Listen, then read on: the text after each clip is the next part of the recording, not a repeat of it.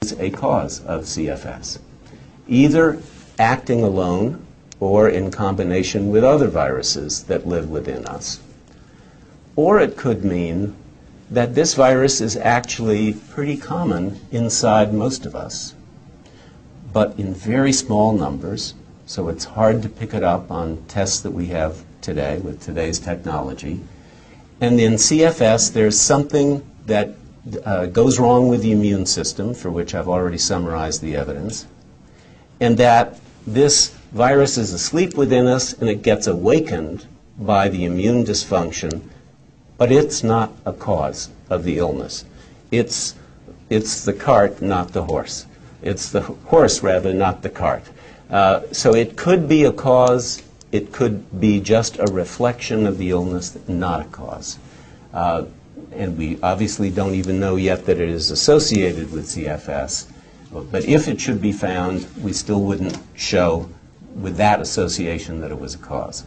But there are ways of looking at whether it's a cause, the most obvious of which would be to use medication that, at least in the test tube, kills the virus.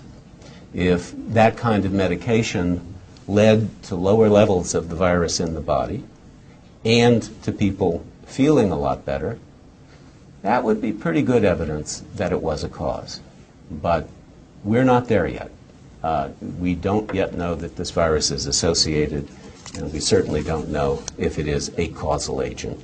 And as I've said, while a big part of me wishes that a single germ could be found to explain all cases of this illness, because that would make everyone's work trying to figure it out and cure it a lot simpler.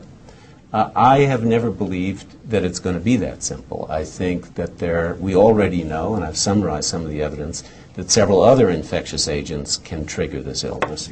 And maybe XMRV will prove to be one of them.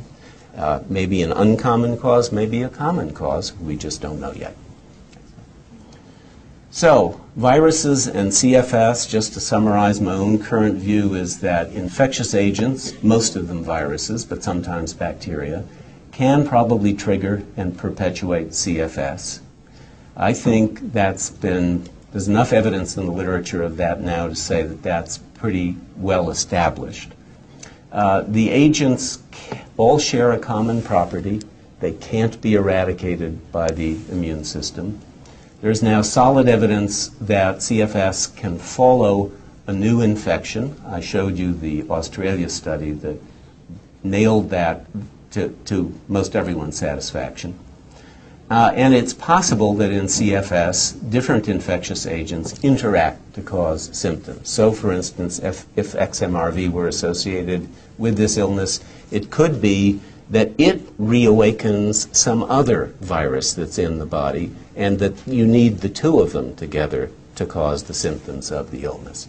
That, tough to study, but doable, and first we've got to find an association and then pursue it. Next slide. So in closing, if I think back to the first talk I gave to this group, now more than 20 years ago, it was a time when there were a lot of people who were sick. Most of the world around them, certainly including the medical community, really did not necessarily believe that they were sick with a biologically based illness, and certainly didn't begin to have diagnostic tests available or treatments available.